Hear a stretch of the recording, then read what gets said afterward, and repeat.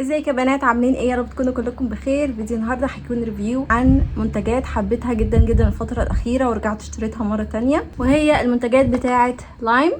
لو حابين تعرفوا رايي في المنتجات دي ايه، طبعا الفيديو للاخر. ولا اول مره تشوفوني انا مهما ردني، ما تنسوش تشتركوا في القناه وكمان تعملوا لايك وشير. وبس كده، يلا نبدا الفيديو. اول حاجه انا جبت من البراند دي كريم المرطب بتاعهم، وزي ما شايفين انا اوريدي مخلصه واحد وجبت واحد تاني فول سايز. واوريدي كنت واخده الكريم ده اللي هو برضو كريم المرطب للبشره، اللي هو الترافل سايز او اللي هو حجمه النص ده 50 جرام بس، والكبير ده 100 جرام. كان جاي مع كريم العين، كانوا عاملين اوفر ان انا اشتري كريم العين ومعاه الكريم المرطب مع بعض. كريم العين كمان بتاعهم كميته كبيره جدا، كميته 40 جرام. متخيلين كريم عين كميته قد ايه؟ كميته كبيره جدا جدا جدا. ابتدي بايه؟ هبتدي بالكريم المرطب. زي ما وريتكم ده الكريم اللي انا كنت بستخدمه الفتره الاخيره، ده اللي هو حجمه 100 مللي، اللي هو الحجم الكبير. ده كريم مرطب للبشره، مكتوب عليه ان هو مناسب لجميع انواع البشره. انا بشرتي في الشتاء بتبقى جافه وفي الصيف بتبقى مختلطه، برضو مايله للجافه شويه، بس يعني ايه او عاديه. يعني انا الكريم ده اشتريته في الشتاء وكانت بشرتي جافه جدا وقتها. لما اشتريته كان عليه اوفر فظيع، وما يعني ما شفتش ريفيوز او اي حد متكلم عن البراند دي خالص، مش عارفه ليه. وللاسف انا مش عارفه البراند دي صناعه ايه، ولكن هي على جوميا محطوطه في الكاتيجوري بتاع المنتجات المصريه، فاعتقد ان هي براند مصري يعني، ودي حاجه حلوه. هقول لكم الاول الحاجات المكتوبه عليه وبعد كده اقول لكم تجربتي معاه كانت عامله ازاي.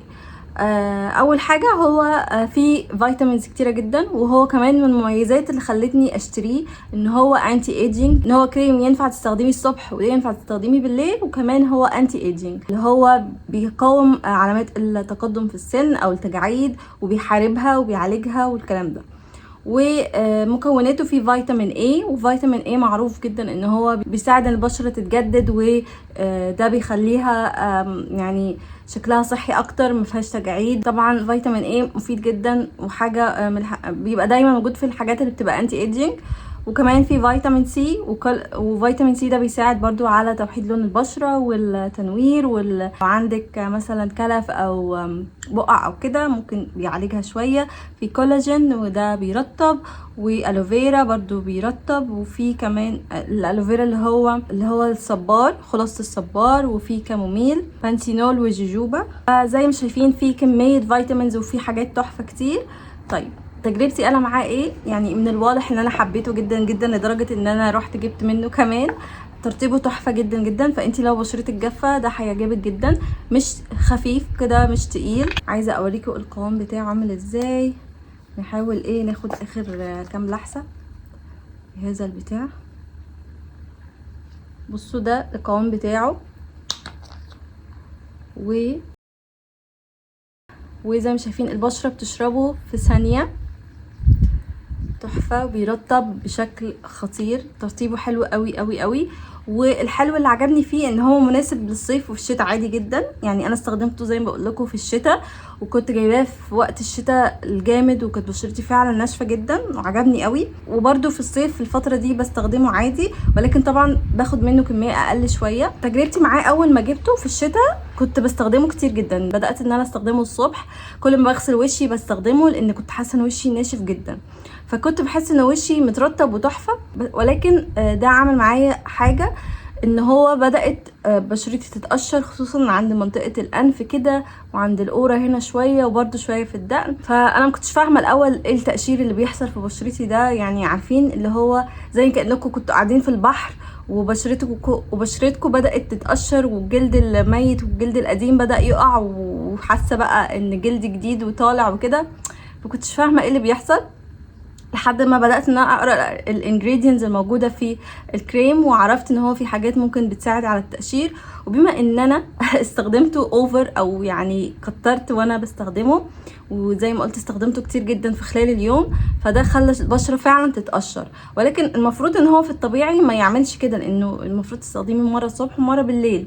فلو استخدمتيه كده زي الناس الطبيعيين مش هيخلي بشرتك تتقشر للدرجه دي. فانا تقريبا بشرتي اتحسست منه او حاجه، لاني زي ما قلت كترت منه او كترت الكميه، او يعني كنت بستخدمه بشكل اوفر، لانه كانت بشرتي مضايقاني جدا في الشتاء. كانت يعني ناشفه بشكل غريب. فلما بدات ان انا استخدمه بشكل معتدل، ان انا عادي استخدمه مره الصبح ومره بالليل، كان بشرتي تحفه جدا. ما بقاش فيه القشور الغريبه اللي كانت بتطلع لي. بحس بشرتي تحفه. وكنت ملاحظه ان انا يعني بشرتي منوره وافتحيت كذا درجه في الشتاء. يعني لو انتم متابعيني على القناه هتلاقوا ان انا الفاونديشنز والحاجات اللي انا كنت بستخدمها اوريدي وكانت فاتحه ومناسبه معايا، لقيتها بدات تبقى غامقه عليا او ما بقتش درجتي. فاللي هو ايه اللي حصل؟ انا فتحيت ازاي؟ طبعا ان انا ما بتعرضش للشمس بشكل كبير في الشتاء ده برضو ساعد، ولكن يعني اعتقد ان ده كان ليه دور كبير ان انا بشرتي تبقى فاتحه في الشتاء. طبعا انا دلوقتي اسمريت وايدي اسمرت عشان الصيف والحر والشمس الخطيره اللي احنا عايشين فيها دي. بس فدي كانت تجربتي مع الكريم المرطب. انا حبيته جدا جدا، واعتقد ده من الحاجات اللي هتبقى خلاص اساسيه عندي. كمان الحلو اللي فيه ان هو مش غالي خالص، يعني بينزل عليه عروض وسعره بيبقى اقل من 100 جنيه كمان. فالكميه الفظيعه دي، ده قعد معايا شهور كتير. بقول لكم ده جايباه من الشتاء، فقعد معايا شهور كتير جدا. ما بيخلصش بسرعه، بيرطب وتأثيره حلو. بحطه قبل الميك اب كمان بيبقى شكل الميك اب حلو ومش بيقشر ومش بيخلي الميك اب يفرول. فبصراحه حبيته جدا وانصحكم ان انتوا تجربوه. ولو مش حابين ان انتوا تجيبوا الكميه الكبيره دي، تقدروا الاول تبتدوا بالحجم الصغير اللي هو 50 مللي بس. وعايزه اوريكم شكل الباكجينج بتاعته. بصوا ده الشكل بتاع الصغنن، بيكون في علبه ازاز كده وبيجي سيلد وبيجي يعني بشكل جميل. وده الشكل بتاعه، ريحته كمان حلوه. يعني انا مبسوطه ان انا اكتشفت الكريم ده بصراحه. هكلمكم بقى دلوقتي عن كريم العين. كريم العين بتاعهم زي ما شايفين ده اكبر كريم عين انا يعني شفته في حياتي. معرفش في كريم اكتر من كده ولا لا. قلت لكم ده 40 جرام، فكميته كبيره جدا. بيجي ببامب ويعني استخدامه سهل جدا وهايجين. ولكن الباكجينج بصراحه يعني رخيص شويه، بلاستيك كده والغطا بلاستيك وما بيقفلش بسهوله، او يعني بصوا عامل كده. فالباكجينج مش احلى حاجه، ولكن ملناش دعوه بالباكجينج. المهم المنتج نفسه عامل ازاي. مكتوب عليه ايه؟ ان هو انتي بافينس، او ان هو بيقلل الانتفاخات، وكمان بيقلل شكل الهالات السوداء، وكمان بينعم وبيرطب البشرة، وفي فيتامين اي برضو، وفي فيتامين سي. فهو برضو فيه حاجات لانتي ايجينج وحاجات بتفتح وكده. ده الشكل العلبة اللي بتيجي فيه، يعني هو بيجي جوه العلبة دي. برضو مش مكتوب عليه ميد ان ايه ولا اي معلومات عن الشركة، ولكن مكتوب ان هي ايطاليان كوزماتيك كومباني. فانا مش عارفة هل كريم العين معمول في ايطاليا وكريم التاني في مصر، لان الكريم التاني مش مكتوب اصلا حتى ايطاليا ولا مكتوب اي حاجه. ولكن برضو زي ما قلت لكم هو على جوميا الماركه دي في تحت الكاتيجوري او المكتوب اللي هو لوكال براند او براند مصريه. زي ما قلت انا هعتبره براند مصريه. بس عايزه اقول لكم ان هو خطير، ترتيبه حلو جدا. زي ما قلت لكم هو بيجي ببامب كده.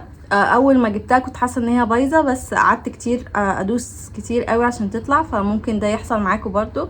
ده القوام بتاع الكريم، هو مش خفيف يعني ومش تقيل، يعني كريم قوامه مش بيجري يعني.